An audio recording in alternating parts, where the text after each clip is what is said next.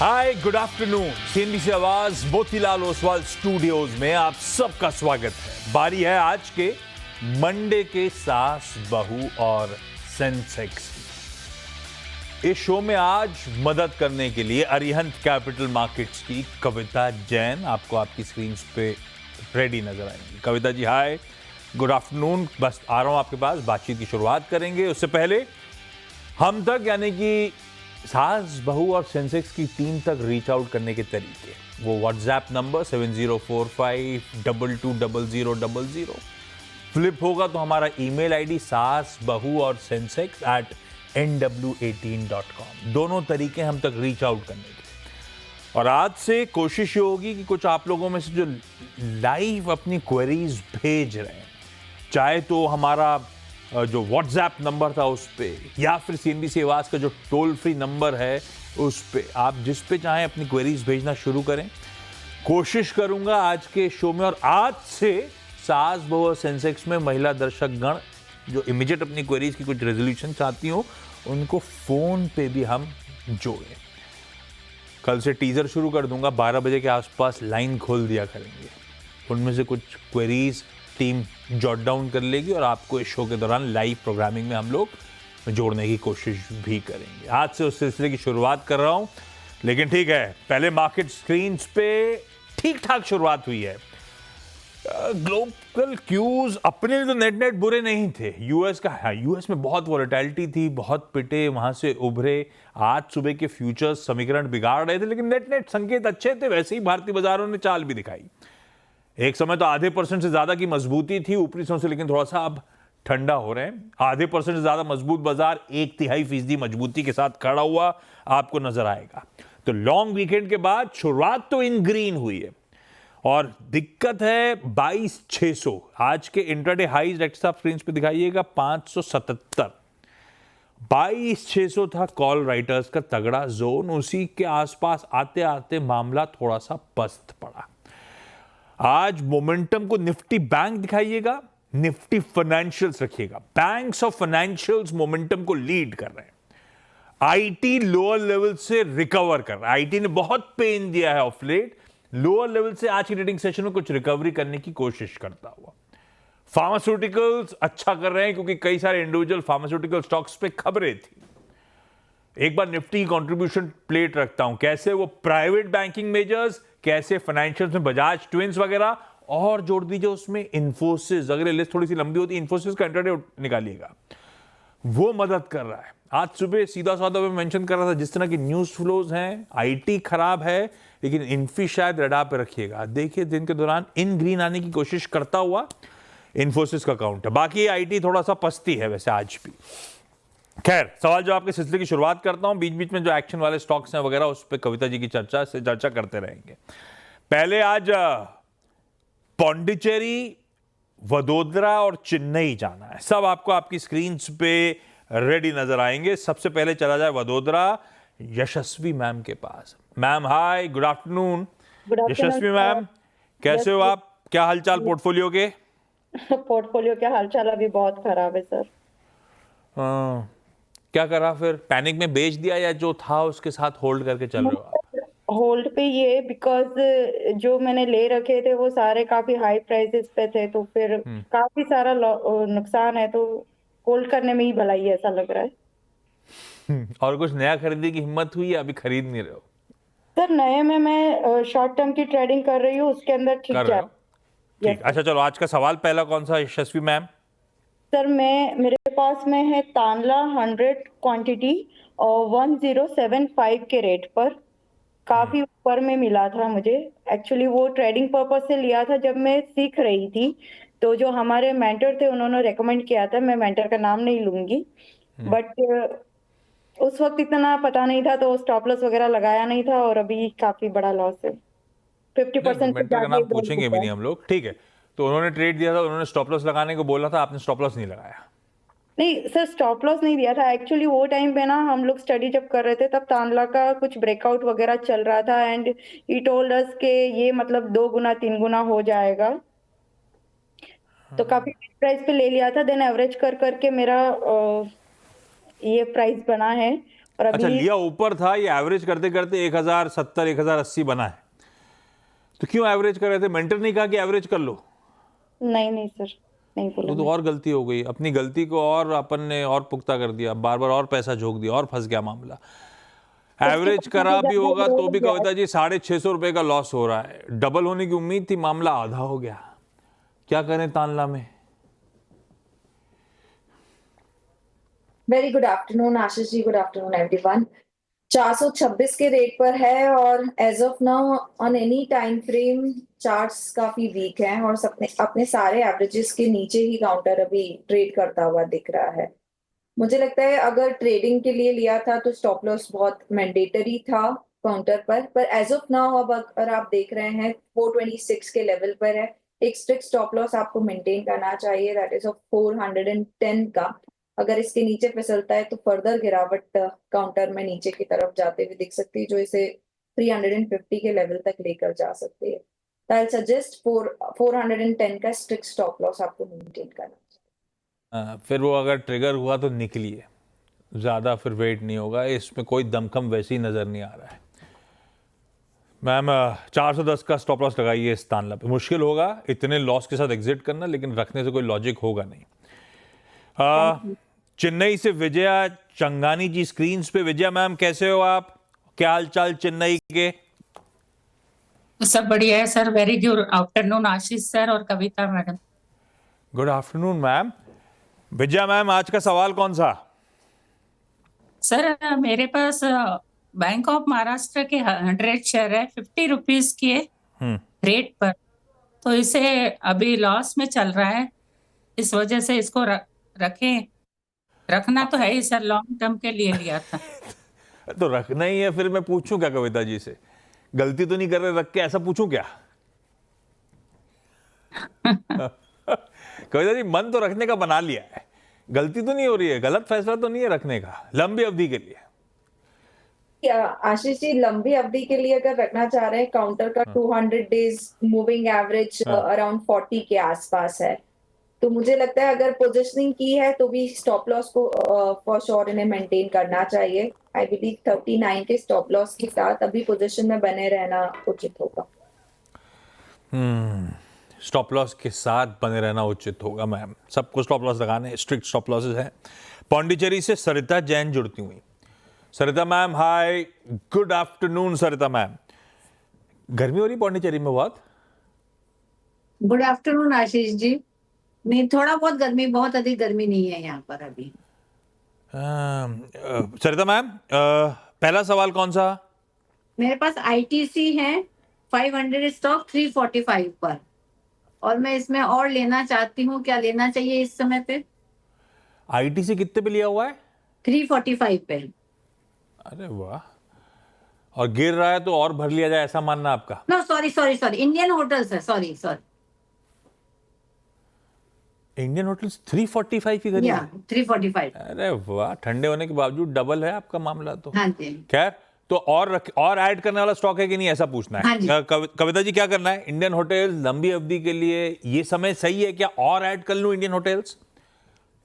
Ma'am की buying काफी अच्छे लेवल की है और मुझे लगता है अगर वो एवरेज फर्दर करना चाह रहे हैं तो नीचे में फर्दर इन्हें लेना चाहिए, अराउंड 730 720, ऑलमोस्ट देयर ही है 752 के लेवल पर। तो आप एवरेजिंग कर सकते हैं, बट जो आप न्यू पोजीशन क्रिएट कर रहे हैं उस पे स्टॉप लॉस आप 700 का मेंटेन कीजिए। ओके, यशस्वी मैम, अगला सवाल। सर कोल इंडिया है 200 क्वांटिटी एट 480। 200 क्वांटिटी एट 480, और ये भी लॉन्ग टर्म के लिए था, ये ट्रेडिंग वाला मामला था, ये भी सर फंसा? लॉन्ग टर्म है, लॉन्ग टर्म है। पक्का? पक्का पक्का। पक्का पक्का लॉन्ग टर्म के लिहाज से भाई कोल इंडिया कैसा लगता है कविता जी? 480 की खरीद है हमारी। तो कोल इंडिया अपने 50 ईएमए के ऊपर काउंटर निकला है, यहाँ एक स्ट्रेंथ बनते हुए दिख सकती है। जो अभी इमीडिएट टारगेट मुझे दिख रहा है वो दिख रहा है 397,420 के, जो कि मैम का बाइंग लेवल लगभग शायद उस लेवल के आसपास ही है। होल्ड करें अपनी पोजीशन को 370 के स्टॉप लॉस के साथ। अच्छा चलिए, इस बीच इंदौर से भारती गुप्ता जुड़ती हुई। Hello Bharti ma'am, good afternoon, पूछें अपना सवाल। सर सर मेरे पास यूनाइटेड स्पिरिट का फ्यूचर का कॉल ऑप्शन है 1 लॉट। तो उसके बारे में मुझे जानना था। फ्यूचर ले रखा है हाँ फ्यूचर एक लॉट 1360। हाँ 1360 से 1351। आज सुबह किसी का प्रिफर्ड पिक था। चार्ट के समीकरण शायद अच्छे हो रहे हो, लेकिन मामला तो पस्त पड़ा हुआ है स्टॉक का। आज हो गई 17, इसी महीने का है ना? हाँ इसी मंथ का है। हफ्ता 10 दिन बचा है। कविता जी, चार्ट्स पे कैसा प्लेस नजर आता है यूनाइटेड स्पिरिट्स? एक लॉट है 1360 की खरीद। 1360 का लेवल मैम का नियर बाय ही है और 20 EMA के ऊपर आज क्योंकि काउंटर निकला था, एक अच्छी स्ट्रेंथ मॉर्निंग के ट्रेडिंग सेशन में बताता हुआ दिखा है। मुझे लगता है 1342 का स्टॉप लॉस मेंटेन करना चाहिए मैम को, एंड इफ नॉट तो रिस्क रिवॉर्ड के तहत मुझे लगता है 1345 अगर बिल्कुल ट्रेडिंग पर्सपेक्टिव से ही लिया है काउंटर को, तो 1345 का स्टॉप लॉस मेंटेन करें अपनी पोजीशन पर। अपसाइड इज पॉसिबल कि काउंटर 1370 1380 के लेवल की तरफ बढ़ते हुए दिखे। प्रॉफिटेबल एग्जिट मिल सकता है, स्टॉप लॉस लगाइएगा। भारती मैम, भारती मैम इंदौर से जुड़ी थी। इंदौर से याद है कविता जी, कल छुट्टी है क्या? कल पंचमी होगा ना वहां पे, रंग पंचमी? नहीं यार, सिंस ये अपने एमपी में ही बनता है तो छुट्टी तो नहीं है, बट छुट्टी जैसा माहौल रहता है। तो कैसे आओगे ऑफिस से? वर्क फ्रॉम होम करना पड़ेगा आपको। ये भोपाल में तो बहुत ज्यादा होती है रंग पंचमी। इंदौर में भी बहुत ज्यादा होती है, but yes work from home हम लोग करेंगे। जरूरी भी वर्क फ्रॉम होम ऐसे दिन। अच्छा विजया मैम, अगला सवाल।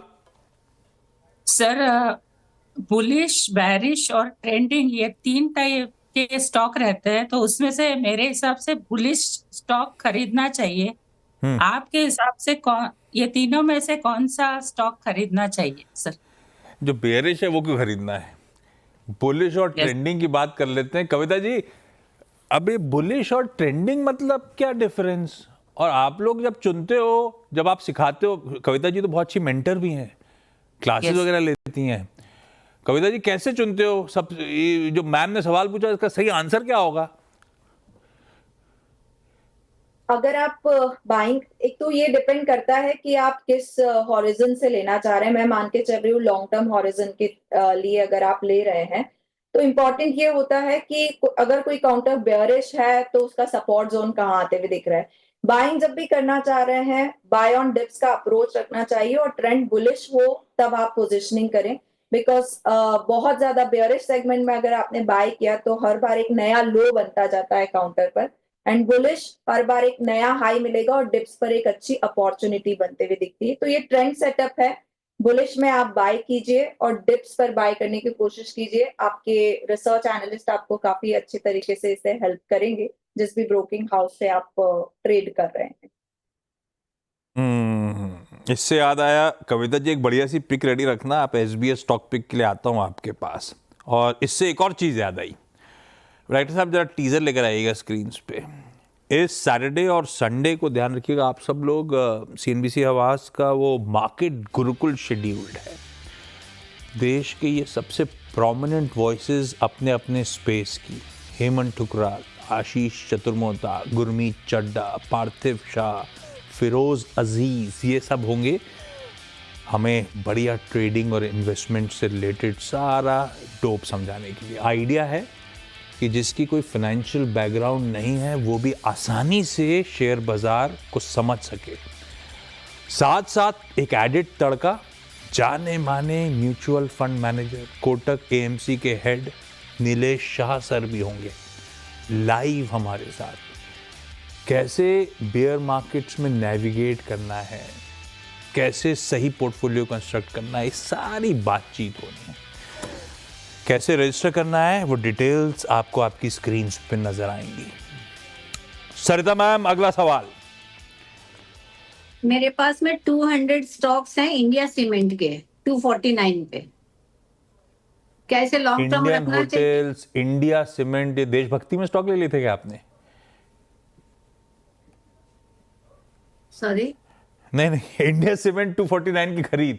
कविता जी क्या करना चाहिए? 249 का मैम का खरीद है और काउंटर अभी 267 के लेवल पर है, पर ये अपने सारे एवरेजेस के नीचे एज ऑफ नाउ ट्रेड कर रहा है और कोई भी अपसाइड मूव मुझे 290 के ऊपर जब तक काउंटर नहीं निकलता तब तक नहीं दिख रहा है। सो अगर ट्रेडिंग पर्सपेक्टिव से लिया है या शॉर्ट टर्म इन्वेस्टमेंट के पर्सपेक्टिव से भी लिया है तो स्टॉप लॉस मेंटेन करें अपनी पोजीशन पर। स्टॉप लॉस 260 का होगा, इसके नीचे अगर ये फिसलता है तो फर्दर ये 240-30 तक जा सकता है, तो 260 का स्टॉप लॉस मेंटेन करें अपनी पोजीशन पर। 60 का एसएल मेंटेन करें। इस नोट पे यशस्वी मैम, विजया मैम, सरिता मैम, इवन भारती जी जुड़ी थी शायद। सबका धन्यवाद इस प्लेटफॉर्म पे जुड़ने के लिए। कविता जी आप बने रहो, ब्रेक के उस पर आपसे एसबीएस स्टॉक पिक लेंगे। काफी इंतजार करना पड़ा होगा आपको एसबीएस स्टॉक पिक के लिए, पर खत्म किए देते हैं। लाइए स्टिंग डायरेक्टर साहब दिखाइए कविता जी को स्क्रीन पे। कविता जी आपकी इन डेप्थ स्टडी क्या कहती है, कौन से स्टॉक पे दाव लगाया जाए? तो आशीष जी एक पोजिशनल पिक शेयर करेंगे और डे में भी एक अच्छा मूव बनते हुए दिख रहा है। Voltas is looking good. Voltas as of now 1442 के लेवल पर है। अगर मैं इसका पोजिशनल सेटअप भी देखूं तो अपने प्रीवियस मूव के 61% रिट्रेसमेंट, जो कि हम एक अच्छा गोल्डन रेशियो कहते हैं, वहां से स्टॉक ने एक अच्छे मूव दिखाते हुए दिखा है और 15 ईएमए को क्रॉस किया है। मुझे लगता है as a short term pick भी अगर आप इसे लेते हैं तो 1500-1520 के टारगेट, जो कि इसका 100 ईएमए है, वहां तक ये काउंटर अप्रोच कर सकता है। पोजिशनली 1380 का स्टॉप लॉस मेंटेन करना चाहिए। दो जो are taking for day perspective, मुझे लगता है 1480 1490 के प्राइस टारगेट पॉसिबल है। डे पर्सपेक्टिव के लिए 1410 का स्टॉप लॉस मेंटेन करें। देखिएगा, डे पर्सपेक्टिव से ले रहे हैं तो 1410 के एसएल के साथ दिन के दौरान तेजी बुनाएं। पोजिशनली ले रहे हैं तो 1380 का स्टॉप लॉस लगाइएगा और उस केस में 1500 1520 तक जाने की तैयारी। ये पोजिशनल पिक है आपकी। ये गड़बड़ है यार, 1500 1520 पोजिशनल टारगेट है ना कविता जी? हाँ जी। तो फिर आपने स्टॉप लॉस गलत लिख दिया डायरेक्टर साहब। सॉरी, डायरेक्टर साहब की गलती नहीं, प्रोड्यूसर साहिबा। पोजिशनल स्टॉप लॉस है 1380 और इंटरडे स्टॉप लॉस है 1410, ये ध्यान रखिएगा। Thank you so much Kavita ji जुड़ने के लिए। कल की फेस्टिविटीज़ के लिए आपको एडवांस में बधाइयाँ। ब्रेक का समय, ब्रेक के उस पार देखिए मिड कैप मंत्र और 1:30 बजे का टीजर भी न्यू ईयर कंपनी का आपकी स्क्रीन पर आ जाएगा। नमस्कार।